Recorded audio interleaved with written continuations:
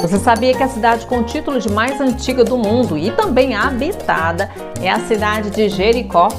Ela surgiu há mais de 10 mil anos e sua ocupação se deu pela busca de alimentos no Vale do Rio Jordão. Estamos começando o assunto sobre urbanização. Hoje vamos falar sobre as origens do processo de urbanização.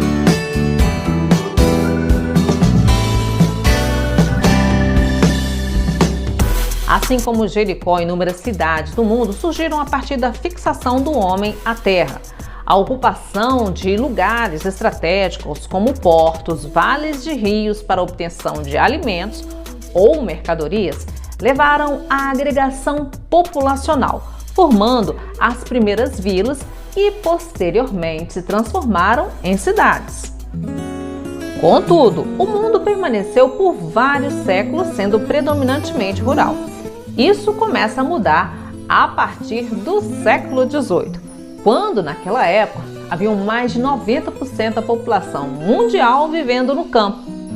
Esse percentual começou a mudar com a Revolução Industrial, pois as máquinas ocuparam um papel cada vez mais relevante na economia, substituindo o trabalho manual pelo trabalho mecânico, e revolucionou também o trabalho rural, agropecuário, com a mecanização do campo.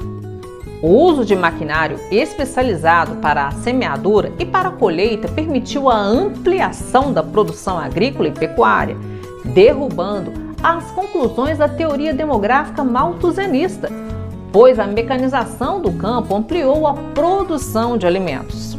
Com a mecanização do campo, não havia mais necessidade daquele contingente de mão de obra. Começa a acontecer a migração do campo para as cidades, o chamado êxodo rural.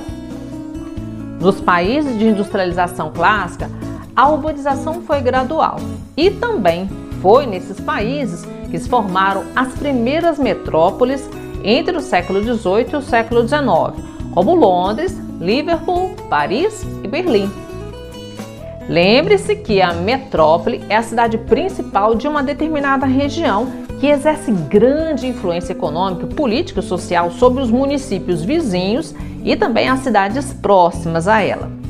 Na metrópole, há grande atividade administrativa, prestação de serviços e ela também influencia no crescimento urbano, além de seu município.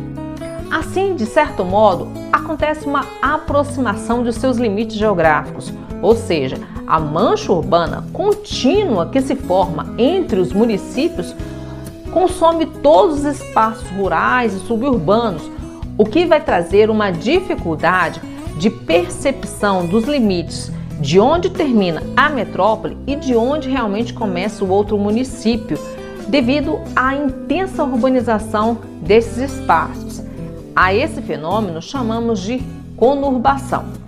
Estamos no limite de Belo Horizonte com o município de Ribeirão das Neves.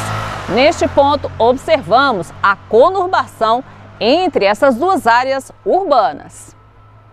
Nesse sentido, o conjunto de municípios dessas diversas cidades próximas umas às outras, sob uma área de influência direta de uma cidade matriz, chamamos de região metropolitana.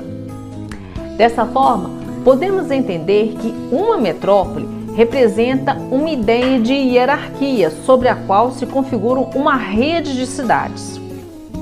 E não se esqueça, há diferentes tipos de metrópoles no mundo. Há metrópoles regionais, nacionais, globais, mas esse assunto a gente vai comentar no nosso próximo vídeo.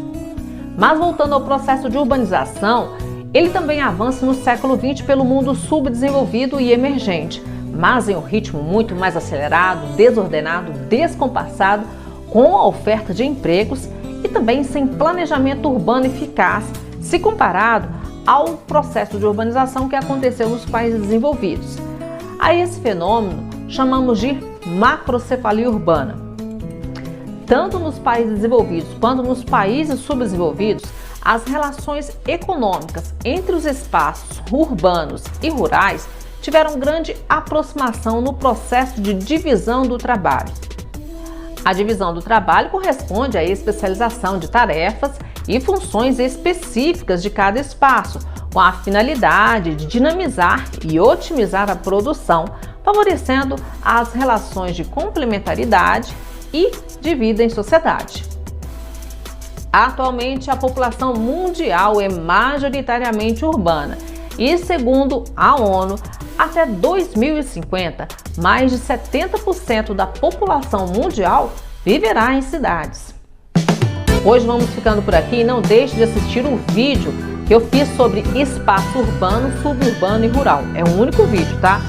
Ele está aqui na descrição. Até a nossa próxima aula.